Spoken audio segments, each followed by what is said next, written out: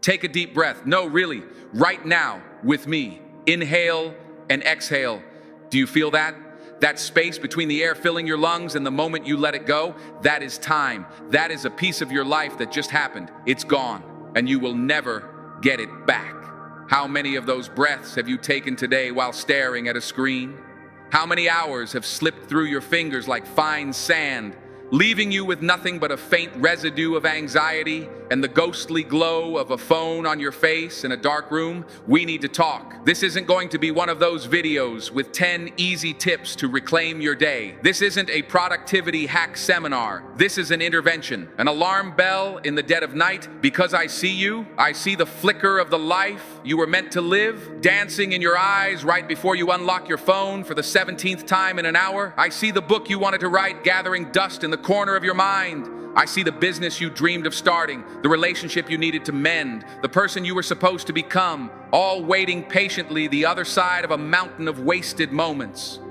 You tell yourself you're just relaxing, it's just unwinding, just taking a little break. But is it relaxing, truly? Or is it a frantic, desperate attempt to numb the quiet, screaming voice inside that tells you this isn't it? That this endless scroll, this cascade of meaningless updates and other people's curated happiness is a thief. It's a silent, smiling assassin of your potential. It's the most elegant and insidious trap ever designed, and you walked into it willingly, believing it was a playground. You think you have time? That's the grand illusion, the deadliest lie we tell ourselves. You think, tomorrow I'll start. Tomorrow I'll make the call. Tomorrow I'll be disciplined. Tomorrow I'll choose my dreams over my distractions. But tomorrow is a myth. It's a ghost that lives in the fog of your good intentions. The only thing that is real, the only thing you will ever have is this breath, this heartbeat, this single, solitary, sacred moment now. And what are you doing with it? Are you building? Are you creating? Are you loving? Are you becoming? Or are you just scrolling, watching, consuming? Let this be the moment the anesthesia wears off. Let this be the moment you feel the full, terrifying, glorious weight of your own life in your hands. Because it's time to wake up. It's time to stop bleeding your future away 1 second at a time. Your real life is waiting for you to log off and show up for it. The question is, will you? The silence that follows a clicked-off screen can be deafening, can it? In that void, there's no one to entertain you, no algorithm feeding you your next little dopamine hit. It's just you and the echo of your own thoughts. And what do they say? What whispers emerge from the quiet corners of your soul when they finally have a chance to speak? Do they whisper of regret, of chances not taken? Do they remind you of the promises you made to a younger version of yourself, promises that now feel like distant, faded memories? This is the core of it all. We don't waste time because we are lazy. We waste time because we are afraid. We are terrified of that silence. We are terrified of the person we might find waiting for us there. We are scared of the work it will take to become the person we want to be. It's easier to watch someone else live their dream life than it is to build our own. It's easier to have an opinion on a stranger's drama than it is to confront the drama in our own heart. It's easier to consume than it is to create. Creation is vulnerable. It's messy. It requires courage to write the first sentence, to paint the first stroke, to make the first sales call, to have the difficult conversation. That is to risk failure. That is to risk looking foolish. And so we retreat. We retreat into the safe, predictable comfort of the digital womb, where nothing is asked of us but our attention. And we give it so freely. We trade hours of our irreplaceable life for a few cheap laughs, a flicker of outrage, a moment of vicarious success. We are trading gold for gravel. We are selling our birthright for a bowl of digital soup. Think about the currency of your life. It isn't money. It isn't status. It is time. It is the finite number of heartbeats you have been allotted on this planet. Every minute you spend in a state of passive consumption is a minute you are not investing in your own growth, your own joy, your own legacy. Imagine yourself at the end of your days, an old, weathered hand holding a cup of tea, looking out a window. And in that moment of quiet reflection, you look back. You look back at the vast expanse of your life. Will you see a tapestry woven with rich experiences, bold choices, and deep connections? Will you see the scars of battles fought for things that mattered, the joy of mountains climbed, the peace of love given and received? Or will you see a blur a hazy, indistinct montage of screens and notifications, of days that bled into one another, indistinguishable and forgettable? Will you be haunted by the ghost of the person you could have become? The one who wrote the book, the one who traveled the world, the one who built the family, the one who wasn't afraid of the silence? That person is not a fantasy. That person is a possibility. That person is locked inside you, waiting for you to turn the key. And the key is not a complex system. It is a simple, brutal, and liberating choice. The choice to be present. To be present is to declare war on distraction. It is to say no to the endless notifications. No to the meaningless arguments online. No to the constant nagging pressure to be available to everyone at all times. It is to say yes.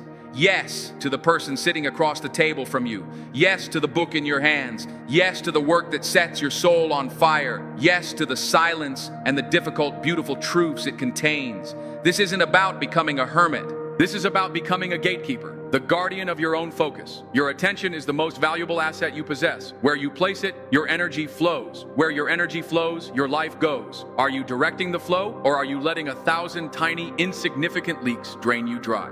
Stop waiting for motivation. Motivation is a fickle and unreliable friend. It comes and goes like the weather. Do not build your life on the shifting sands of motivation. Build it on the bedrock of discipline. Discipline is not punishment. Discipline is self-love. It is the love that says, I care enough about my future self to do the hard thing today. It's the love that chooses the discomfort of a workout over the comfort of the couch. It's the love that chooses the challenge of creation over the ease of consumption. Discipline is the bridge between your goals and your accomplishment. It's what you do when no one is watching. It's the promise you keep to yourself.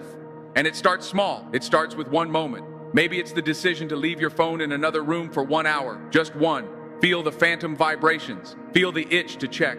Feel the anxiety. And then feel it pass. Feel the space that opens up, the clarity, the quiet. In that quiet, you might hear it again, the whisper, the call to adventure, the call to your own life. Maybe it's the decision to write one page, just one, not a novel, not a masterpiece, one page of your thoughts, your ideas, your story. Maybe it's the decision to go for a 10-minute walk without headphones, to just look at the sky, to notice the shape of the leaves on the trees, to listen to the world that exists beyond the speakers and the screens. These are not small things. They are everything. They are acts of rebellion. They are declarations of independence. You are taking back your mind. You are reclaiming your sovereignty. You are remembering that you are a human being, not a user profile. You are a soul, not an algorithm's target. The world will not stop trying to steal your time. The machine is designed to keep you hooked. It is a battle you must choose to fight every single day. There will be days you lose. There will be days you fall back into the old patterns. That's okay. The goal is not perfection. The goal is awareness. The goal is to shorten the time between getting lost and finding your way back,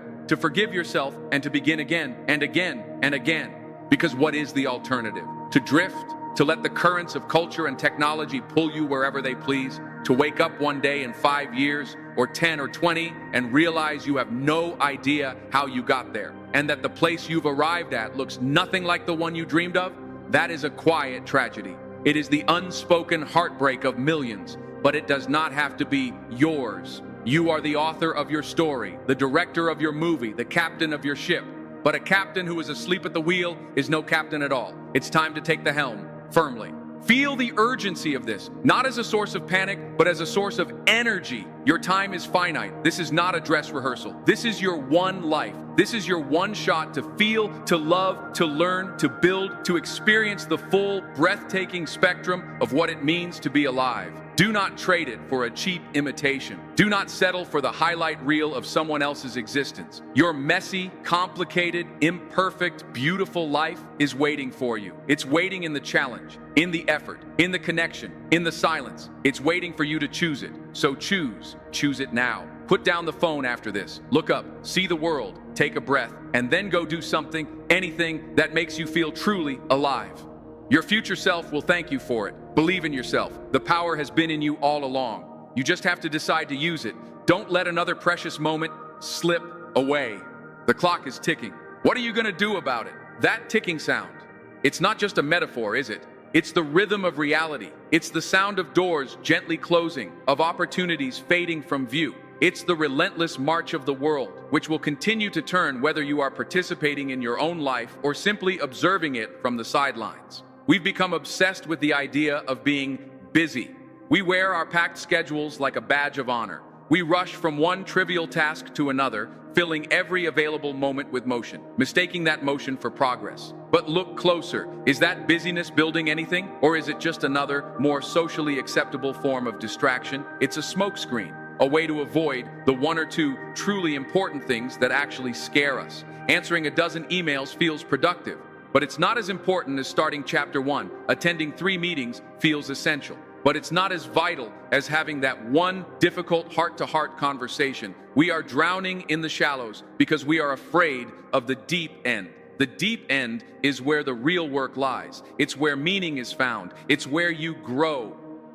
Let's be honest about the enemy we're facing. This isn't just about a lack of willpower. You are in a war for your attention, and you are hopelessly outgunned. The brightest minds of a generation are not working on curing diseases or solving world hunger. They are working on ways to keep you clicking. They are designing algorithms with one single purpose: to capture as much of your limited time on this earth as possible and sell it to the highest bidder. The pull-to-refresh mechanism, the infinite scroll, the carefully timed notifications. These are not neutral tools. They are precision-engineered psychological triggers designed to exploit the same reward pathways in your brain as a slot machine. It's a variable reward schedule. You pull the lever, and you don't know if you'll see something amazing, something enraging, or something utterly mundane. And that uncertainty is precisely what makes it so addictive. So when you feel that pull, that irresistible urge, understand that it's not a personal failing. You are not weak. You are a human being fighting a supercomputer that knows your weaknesses better than you do. And the only way to win is to change the rules of the game, to refuse to play. And what is the cost of playing? It's far more than just lost hours. It is stolen joy. It is a slow, steady erosion of your own self-worth. You scroll through a gallery of perfected moments, a curated feed of career wins, perfect bodies, exotic vacations, and flawless relationships. And you look up from your screen at your own life, your messy, complicated, beautifully imperfect, real life. And you feel a pang of inadequacy. You start to believe that your story isn't good enough, that you are not good enough. This comparison is a thief that robs you of the ability to appreciate the gifts that are right in front of you. It makes you a spectator in your own existence, always looking over the fence, convinced the grass is greener, while your own lawn withers from neglect. You cannot build a life of gratitude and contentment while you are constantly marinating in a stew of envy and comparison. It is poison to the soul. So what is the antidote? It is something our modern world has tried to extinguish. It is the lost art of boredom. We have come to see boredom as a failure, a void that must be immediately filled with stimulation. The second we have a free moment, in line at the store, waiting for a friend, sitting at a red light, we reach for the phone. We have forgotten that boredom is not an absence. It is an incubator. It is the fertile ground where creativity sprouts. It is in the moments of unstructured, unoccupied quiet that your mind finally has the space to wander, to make novel connections, to solve problems that have been nagging at you, to hear its own voice. Your best ideas will not come to you while you are consuming someone else's. They will come to you in the shower, on a long walk while staring out a window. They will come when you give them space to arrive. You must be willing to endure the initial discomfort of doing nothing, to sit with yourself, to be bored. It is a superpower in a world that is addicted to noise. Reclaim your right to be bored. This means you have to become an architect of your own environment. Stop relying on willpower alone. It's a finite resource that gets depleted throughout the day. Instead, design your world to make focus the path of least resistance. If your phone is the first thing you see in the morning, you will lose the battle before you are even fully awake. Charge it in another room. Buy a simple alarm clock. Create a sanctuary around your bed, free from the intrusion of the digital world. If you want to write, make your desk a place of creation, not administration. Clear it of everything but what you need for that one task. If you want to read more, leave a book on your pillow. Make the good habits easy and the bad habits hard. Unsubscribe from the emails. Turn off the notifications. Delete the apps that you know are nothing more than time sinks. This isn't about deprivation. This is about intention. It's about consciously choosing what you allow into your life and into your mind. And remember the power of the first step, the smallest viable action. The sheer scale of our dreams can paralyze us. I want to write a book. I want to start a business. I want to get in the best shape of my life. These goals are so massive, they can feel impossible. So we do nothing. The secret is to break it down. You don't write a book. You write one sentence, then another. You don't build a business. You make one phone call. You send one email. You don't get in shape. You do one push-up. You go for a 5-minute walk. The goal is not the outcome initially. The goal is to build momentum, to prove to yourself that you can. Every tiny action is a vote you cast for the person you want to become. Each small victory builds a thread of confidence. Enough threads, woven together day after day, become an unbreakable cable. You build the new you, not with one grand gesture, but with 1,000 small acts of discipline that no one else even sees. Ultimately, this is about redefining what it means to be rich. We have been sold a cheap, flimsy definition of wealth. A definition based on numbers in a bank account, on the car you drive, on the size of your house. But you have met people who have all of those things and are desperately spiritually poor. And you have met people who have very little in the material sense, but who are radiant with life. A truly rich life is a life rich in focus, rich in presence, rich in deep immersive experiences. It's a life rich in moments where time seems to disappear because you are so completely engaged in what you are doing. It is a wealth of connection, of creativity, of contribution. This is an inner wealth that once you have built it, can never be taken from you. It is the ultimate security. It is the ultimate freedom. So I ask you again, the clock is ticking. Are you going to continue spending your precious, finite time making other people rich? Or are you finally going to start investing in the only thing that truly matters? The richness of your own soul.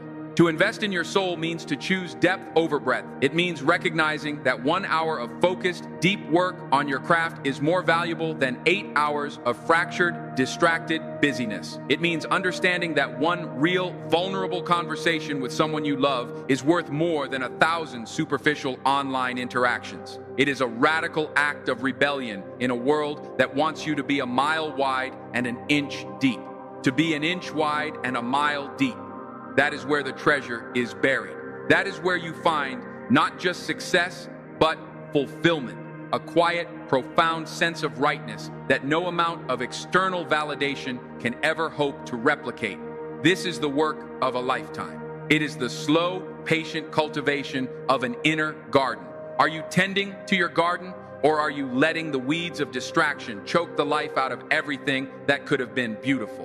And you cannot tend to this garden if the temple that houses it is in ruins. Your body, your physical self, is not a machine to be abused and ignored. It is the vessel for your consciousness. It is the instrument through which you experience the world. You cannot have mental clarity if you are running on 4 hours of sleep. You cannot have creative energy if you are fueling yourself with junk. You cannot have emotional resilience if you never move your body. Taking care of your physical health is not a separate, secondary goal. It is the foundation upon which all other efforts are built. To sleep 8 hours is not a luxury. It is a non-negotiable act of mental hygiene. To exercise is not about vanity. It is about generating the raw energy required to fight for your focus. To eat well is not about restriction. It is about respecting the incredible biological miracle that is you. To honor your body is the first, most fundamental way of honoring your time.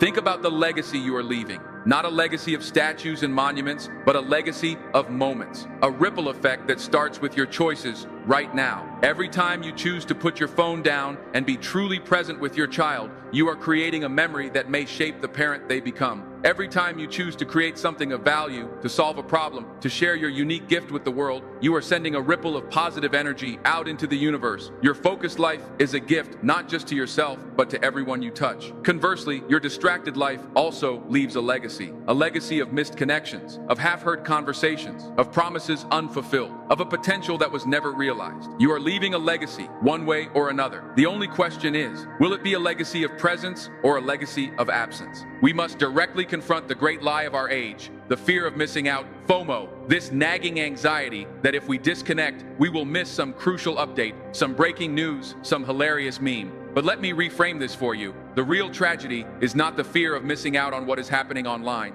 The real tragedy is the lived reality of missing out on your own life. You are missing the sunset because you are looking at a picture of a sunset. You are missing the sound of your partner's laughter because you are watching a video of a stranger laughing. You are missing the subtle, beautiful, unrepeatable moments of your one and only existence. The true goal is to cultivate JOMO, the joy of missing out. The joy of knowing that by saying no to the trivial, you are saying yes to what truly matters. The joy of being the calm, centered eye of the hurricane of digital noise. The joy of being here, now, fully. And where does this matter most? In our relationships. Look around you. In cafes, in living rooms, on trains. You see it everywhere. The alone together phenomenon. Bodies in the same physical space, but minds a million miles away, each lost in the private glow of a screen. We are sacrificing conversation for mere connection. We are texting people who are far away while ignoring the human being sitting right in front of us. This is a slow-motion catastrophe for empathy. True connection is not built on emojis and status updates. It is built in the spaces between words, in shared eye contact, in the vulnerability of being seen and heard without a filter. It takes courage to offer someone your undivided attention. It is one of the most profound gifts you can give. Are you giving that gift to the people who matter most, or are you giving them the leftover scraps of your attention, the fragmented bits that remain after the algorithm has taken its share? This is why you must create sacred time. Time that is non-negotiable. Time that is protected with the ferocity of a mother bear protecting her cubs. It might be the first hour of your day before the world has a chance to intrude, reserved for meditation, journaling, or deep thought. It might be a 2-hour block in the afternoon where all notifications are off, all tabs are closed, and you are fully immersed in your most important work. It might be a no-device dinner with your family every single night. These are not just blocks on a calendar, they are rituals. They are powerful statements to yourself and to the world about what you value. You are building a fortress of focus, and within its walls, your best self can finally emerge. You are taking back control, one sacred hour at a time. So we stand here at a crossroads. In one direction lies the well-worn path of ease and distraction. A path of muted colors, of passive consumption, of a life lived at a low hum. It requires nothing from you, and it will give you nothing in return but regret. In the other direction is the path less traveled. It is uphill. It requires effort, discipline, and courage. It demands that you be awake, aware, and intentional. But this path is where the colors are vibrant. This path is where you feel the full, exhilarating thrill of being alive. It is the path of creation, of connection, of meaning. It is the path of the person you were always meant to be. The choice has never been clearer. The stakes have never been higher. Your entire life, the one you dream of, is on the other side of the war you win against your own distractions. So, I ask you one last time, that ticking clock is your heartbeat. The world is holding its breath, waiting for your answer. What will you build with the time you have left? What will you do right now? The answer isn't some grand, life-altering gesture. The answer is to win the next 5 minutes. That's it. Don't think about the rest of your life. Don't think about the rest of the day. Just look at the next 5 minutes on the clock and make a conscious choice to own them completely. Maybe you use them to close your eyes and just breathe. Maybe you use them to write down the 3 most important things you need to do today. Maybe you use them to stand up, stretch, and drink a glass of water. It doesn't matter what it is, as long as it is a choice. Your choice. Not the algorithm's choice. Not your inbox's choice. Yours. Because this entire war is won in these tiny 5-minute skirmishes. We lose our lives not in giant cataclysmic events, but in a million tiny paper cuts. A minute here, checking a notification. 2 minutes there, scrolling a feed. 5 minutes watching a video you didn't even mean to click on. It's time confetti.